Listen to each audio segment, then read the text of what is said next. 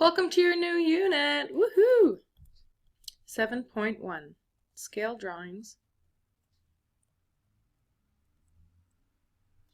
and Enlargements.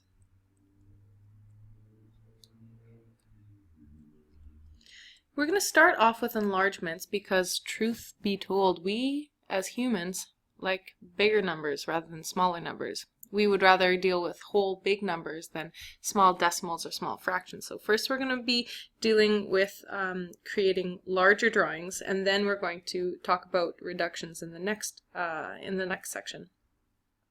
So here's an actual size drawing of a memory card. You know what those look like, the little SD cards, for a digital camera, and an enlargement of the drawing. So what's the same about these two images and what's different?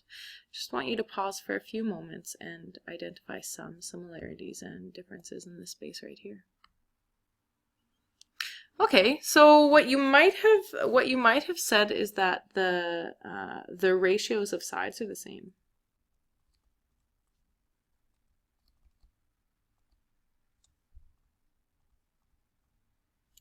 Okay, so 1, 2, 3, 4, 1, 2, 3, 4. So 4 and 4. This should be 1, 2, 3, 4, 5, 6, 7, 8. And this should also be 8. 1, 2, 3, 4, 6, 7, 8. So the ratios are the same. What's different? The lengths are different. Lengths are different. So use the square grid to measure the pairs of matching sides on the drawing. Label each drawing with these measurements. For the each exact measurement you find, write the fraction length of enlargement over length on actual drawing. So I'm going to call this A1 and this A2 because they're the same side, but this is in the actual size and this is in the enlargement. I'm going to call this one B1 and this one B2, and I'm just going to go around C1, C2, D1, D2, E1, E2, F1, F2. So if I were to say compare A1 and A2, so length on the enlargement, A2 over, these are the 2's and this is the 1's, A2 over A1 equals, A2 is 1, 2, 3, 4, 5, 6, 7, 8. And A1 is 1, 2, 3, 4. All right. So what about B1? So B2 over B1. This one's a little trickier because it's a diagonal, but B2 is, I'm going to call this 2D because these are the side lengths. The side lengths and the diagonals are different sizes. We know that from Pythagorean theorem because we have a whole bunch of right angled triangles here when we go like this, right? So this length here is going to be different than this length. So I'm going to call B's, I'm going to say 2 diagonals. So 2 diagonals versus 1 diagonal, B1.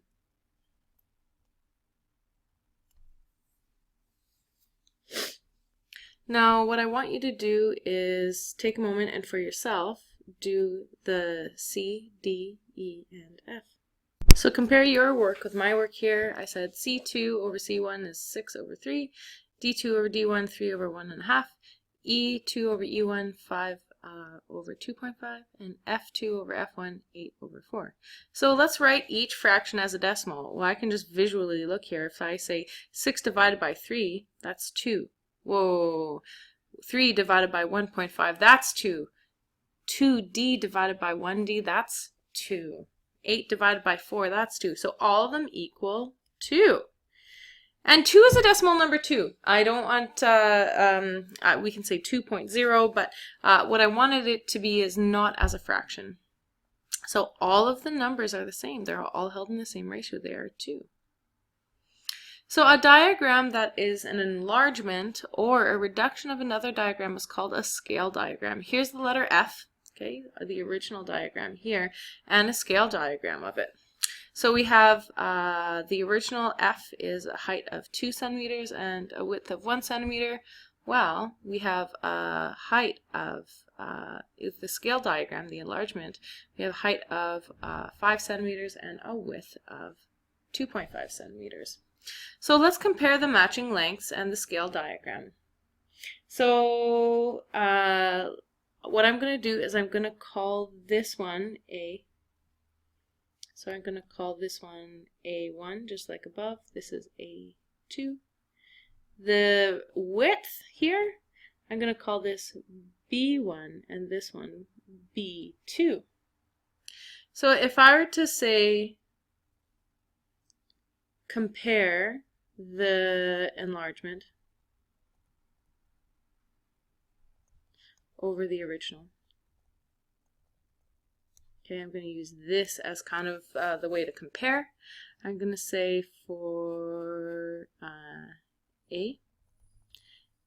A2 over A1 equals 5 over 2. So that means that we have a scale factor of 2.5. Now it's a perfect scale diagram of perfect enlargement if B2 and B1 also have a ratio or that kind of relationship of 2.5, and I think they do. So B2 over B1 equals 2.5 over, I really should put my units here. That's very important in this unit, your units. That equals a scale factor of 2.5 as well. So just as a little side note, this equation is called a proportion because it is a statement in which two ratios are equal. So each length in the original diagram of f, okay, is multiplied by 2.5, which is our scale factor, to get the matching length on the scale diagram. Matching lengths on the original diagram and scale diagram are called corresponding lengths.